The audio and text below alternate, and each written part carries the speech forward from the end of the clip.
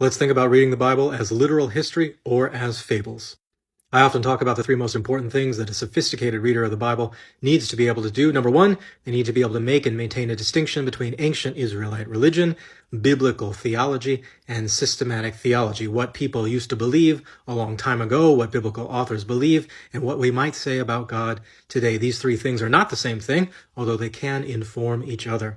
Number two, we need to be conscientious of what we're choosing to read descriptively versus what we're choosing to read prescriptively, especially with respect to morality and theology. What are we choosing to read as morally and theologically prescriptive? What are we choosing to read as merely morally or theologically descriptive?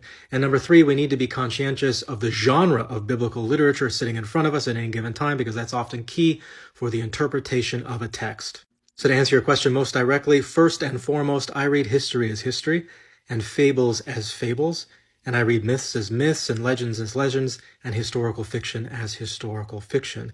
And I think Genesis chapters 1 through 11 in particular can be safely categorized as in the mythic genre. And as a result, I read those stories, creation included, as myths first and foremost. Now, this is not to say that I don't also read it for a deeper meaning. Everything from the driest, most boring historical prose all the way up to the most entertaining and provocative of fiction can have a deeper meaning to it. I'm also a very strong advocate for reading biblical text through multiple interpretive lenses. A while ago, I did a series on the book of Ruth where I read it through 7 or 8 different interpretive lenses. Maybe I'll throw that together in a collection so it's very easy to view. But I think reading text through multiple interpretive lenses is an important way of connecting the horizon of our imagination to the horizon of the imagination of the biblical authors.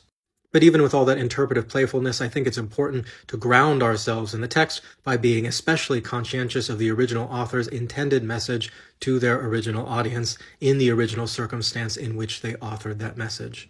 That is an important starting point, even if it is not a determinative ending point. If we try to read biblical texts outside their intended genre, then we encounter a variety of problems. This certainly happens if we try and read Genesis chapter 1 as though it were literal history. We encounter problems like as soon as we turn the page to Genesis chapter 2, which it directly contradicts, or as soon as we start thinking about virtually any field in the sciences, which it also directly contradicts. So it's best to read biblical text by first securing sort of an interpretive foothold rooted in the original genre and intention of the author, and then venturing out from there with a variety of interpretive lenses that produce fruitful results that don't contradict other things that you know about the world or the biblical text. So to answer your question again, I read the Bible in as many ways as I can, an absolutely promiscuous number of ways with as much deep meaning as possible until it causes a problem, in which case you got to take a step back and learn to read the Bible in a different way.